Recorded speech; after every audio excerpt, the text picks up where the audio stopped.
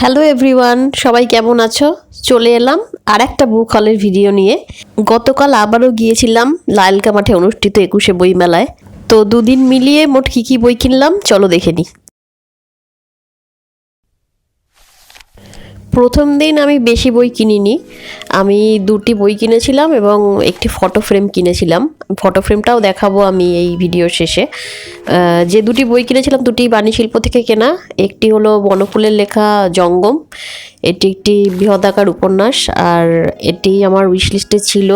আর তারপরে কিনেছিলাম পূর্ণেন্দুপত্রী লেখা এই একটি গল্প সংকলন সাদা ক্যানভাস, কারণ পূর্ণেন্দুপত্রী লেখা এমনিতেই ভালো লাগে। পুঁই পালংয়ের শাক তো আমি অনেকবার রেকমেন্ড করেছি, ওটাও একটা গল্প সংকলন ছিল, এটাও একটা গল্প সংকলন। এই হলো প্রথম দিনের কেনাকাটা। আর গতকাল কিনলাম এই তোমার ঘুমের সুযোগ নিয়ে সৌভিক দাসের লেখা অভিযান থেকে আরও একটা বই কিনেছি, সেটা হচ্ছে কালীঘাটের চাবি। এটা এই বছর বইমেলাতে প্রকাশিত। সৌভিক দাসের বইটা কিনলাম কারণ আমি সৌভিক দাসের বইও রেকমেন্ড করেছি আগে, ওই খাঁচার ভিতর অচিন পাখি, ওটা পড়েও খুব ভালো লেগেছিল।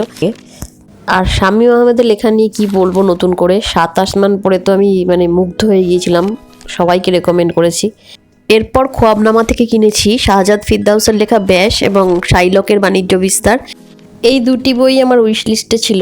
এবার আন্তর্জাতিক কলকাতা বইমেলায় খোয়াবনামা স্টলে যেতে পারিনি, তাড়াহুড়ো ছিল বলে, তো এখান থেকেই কিনে নিলাম।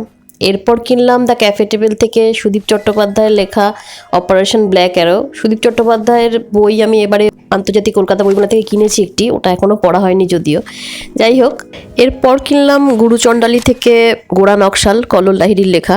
কল্লোল লাহিড়ীর লেখা আমি আগেই পড়েছি। ইন্দুবালা ভাতের হোটেল, তারপর বাবার ইয়াশিকা ক্যামেরা, দুটোই আমার ভালো লেগেছিলো, তাই বইটি কিনলাম। আর এই হলো সেই ফটো ফ্রেম যেটা প্রথম দিন কিনেছিলাম, এটা হিজিবিজি কলকাতা স্টল থেকে নেওয়া। আর এই বুকমার্কটা কালকে কিনেছি, স্টল নেম ভুলে গেছি আমি। তো এই হলো আমার ২১শে বইমেলার বই বাজার। ভিডিওটি ভালো লাগলে একটা লাইক, শেয়ার আর কমেন্ট করে দিও। Bye bye.